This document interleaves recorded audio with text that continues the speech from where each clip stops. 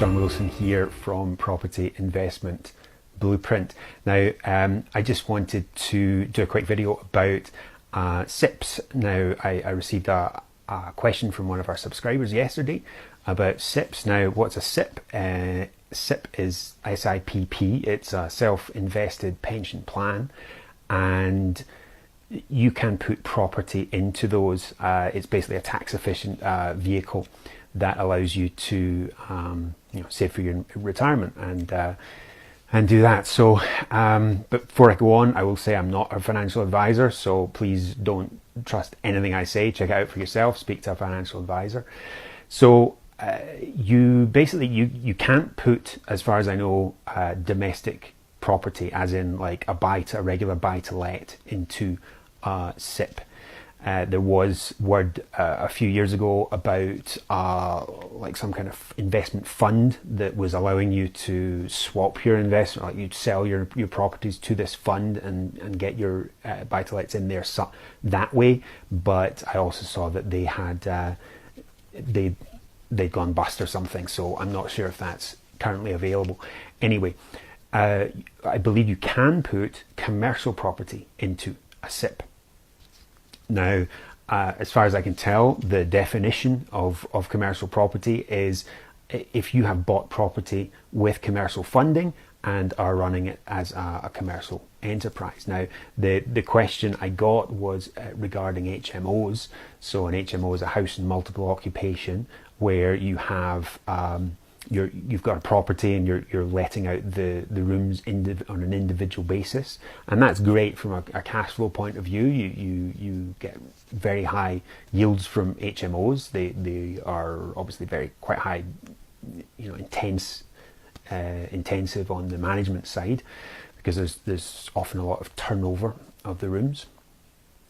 But then that got me to thinking about serviced accommodation. Now, serviced accommodation could be an even better option for putting into an HMO. For putting into a SIPP. Serviced accommodation is obviously where you're running the property as a short stay type of accommodation for holidaymakers and contractors and things like that.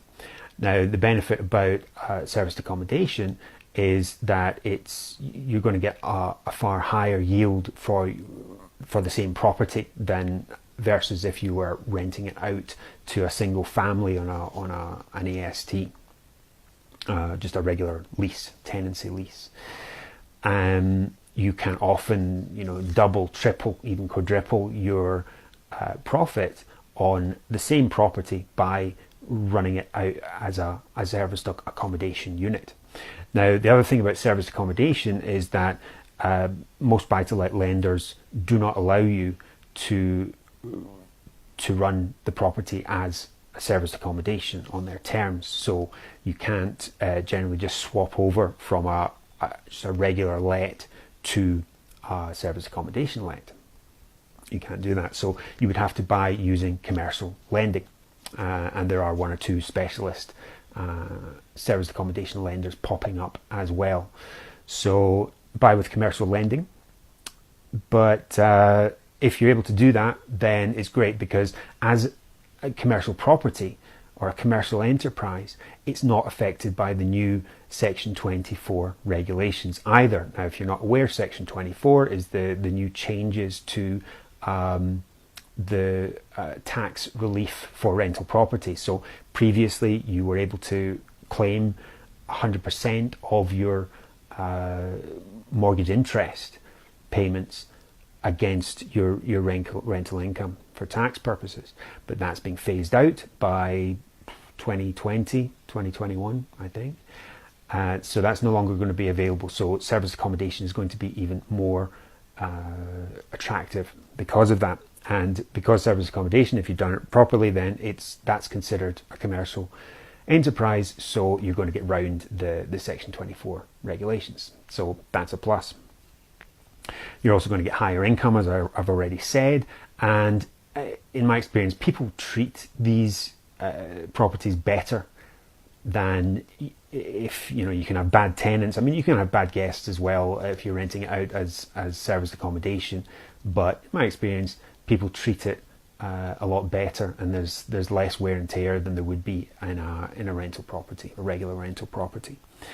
On the other side, you know, it is higher intensity and much more intensive in terms of management, and so you either have to get somebody to do that for you, or do it yourself and just be prepared for the time that that's going to take.